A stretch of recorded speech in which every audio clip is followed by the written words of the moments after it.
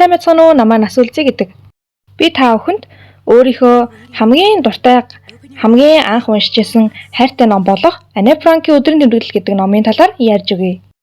Яг миний уншсан нь болохоор 2020 онд анх Адмон Принт гэдэг хэвлэлтийн газар хэвлэсэн юм бэлээ. Шүүдэр Цэцэг гэдэг хүн редакторлож нийтдээ 240 хуудастайгаар гарч ирсэн юм бэлээ.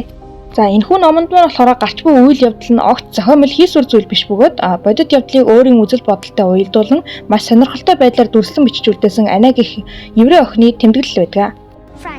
Ане Франк гэж хин бэ? Тэрээр Германы Франкфурт хотод 1929 оны 6 дугаар сарын 12-нд төрсэн бөгөөд 1945 оны 3 дугаар сард буюу 15 наснда Берген Бельзен дэх еврейчүүдийн олноор хорих лагерт нас барсан байдаг. Түүний бичсэн өдрийн тэмдэглэл нь дэлхийн 2 дугаар дайны үеийн байдал, өөрийн амьдралдаа мэдэрсэн баяр хөөр, айдас зэрэгэ бичин үлдээж чадсанараа дэлхийн алдартай нийтлэлийн нэгд зүй ёсоор багтдаг байна. Түүний амьдралын ихэнх өдрүүд Нидерланд улсын Амстердам хотод өнгөрсөн байдаг.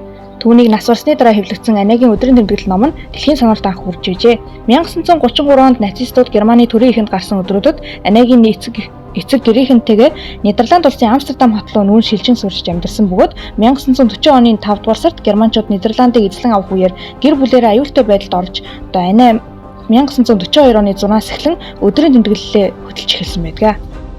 Дөрвөх болсон шалтгаан 1933 онд Гитлерийн ном ялалт байгуулснаар еврей хүмүүсийг ялгарлан гадуурхаж эхэлсэн байдаг. Анегийн Холланд руу дүрмсэн 300 мянгад еврейчүүдийн нэг байсан бөгөөд 1934 онд нэг мөр Амстердамд өхөнсөн байдаг. 1941 онд еврей эзэнтэй компаниудыг хориглож эхэлсэн тул Анегийн аав Отто Франк нь Пентагон гэх өөрийн нэртэй компани Клейман гэдэг хамтарч найзтай шилжүүлж байсан байна. Ане Франкийн тухай маш олон кино гарсан байдаг бөгөөд хамгийн анхны кино хийхэд Анегийн аав Отто Франк үнэтэй хувь нэмэр оруулсан нь тухайн үеийг илүү үнэн зөв боддоор харах боломжийг бидэнд олгосон байдаг. Уг номоос би яг юу ойлгож авсан бэ гэхээр амьдралын хорон мөч бүрийн үн цэн ямар чухал болохыг би ойлгож авсан. Үүнээс гадна өөрийн гэсэн зорилготой байж түүнтэй хэрхэн тууштай байхыг Анегийн хичээнгүйлэн ингэж өдрийн тэмдэглэлээ өдөр бүр бичдэг байснаас бол ойлгож боддоор яг харж авсан гэх юм уу. Мөн жижигхэн зүйлд ч гэсэндээ ад жаргал орчдөг шүү гэдгийг бол Анегийн тэр номон дотор гарч байгаа бяцхан янз янзын зүйлээр өөрсдөө баярлуулдаг байсан. Тэр хором гой мөчүүд дурсамжуудаас бол яг харж боддоор яг гой сэтгэлдээ уншиж байгаа хэрнээ мэдэрч авсан гэж хэлж болно. Юу ч болсон итгэл найдвараа гээж болдоггүйг Анегийн ачаар би мэдэж авсан. Сэтгэл төрсөн надад таалагдсан хэсэг нь юу байсан бэ гэхээр маш хүнд нөхцөлд ч гэсэндээ хайрыг мэдэрч байгаа нь үнэхээр өрмөц содон байсан. Түүгээр зогсохгүй гэрэл гэгээ муу, харанхуу давчин орчинд романтик болцоо бүтээж дээд давхарт байдаг ганц цонхороо шөнийн оддыг харан ярилцдаг байсан нь үнэхээр сэтгэл хөдлөсөн.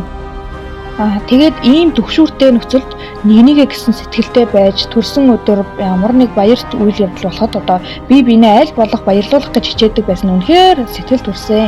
Аавынх нь компанид ажилладаг хамтрагч нь тэднэрт ингэж хоол сонин сэтгүүл болж байгаа гадаад очны мэдээллийг түгээж хүргэдэг байсан. Гэцээ бүхтнийг нь нууцаар авчирдаг ч гэсэндээ эцэст нь урвах болсон шалтгаан нь болохоор үнэхээр хүн дээр туссан. Уг дэвтрийн Ане Франк маань 1942 оны 6 дугаар сарын 12-нд ааваасаа 13 насныхаа төрсөн өдрийн бэлгэнд анх авч ижээ.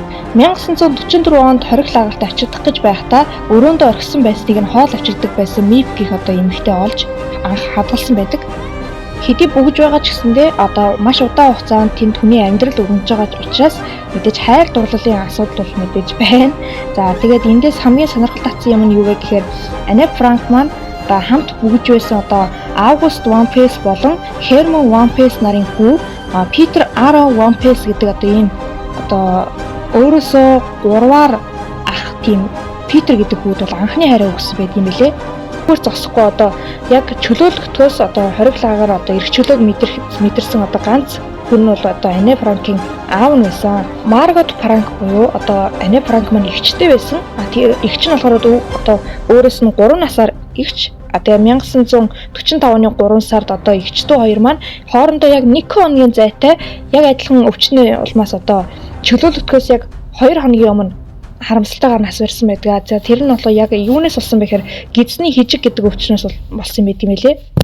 Номын клубт орсон, олон найзтай болсон, өдрийн тэмдэглэл бичдэг болсон, номын тэмдэглэлтэй болсон.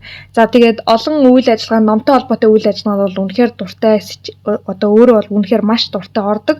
Тэгээд надад маш олон шагнал дагуулсан энэ номынхоо одоо баг миний найз шиг болсон тийм маш том амжилт олгосон тийм ном гэх юм уу? За ер нь нэлээд сэтгэл төрсэн ном. За тэгээд та нарыг ч гэсэнтэй уншаад үзээсэй гэж би зөвлөх байна.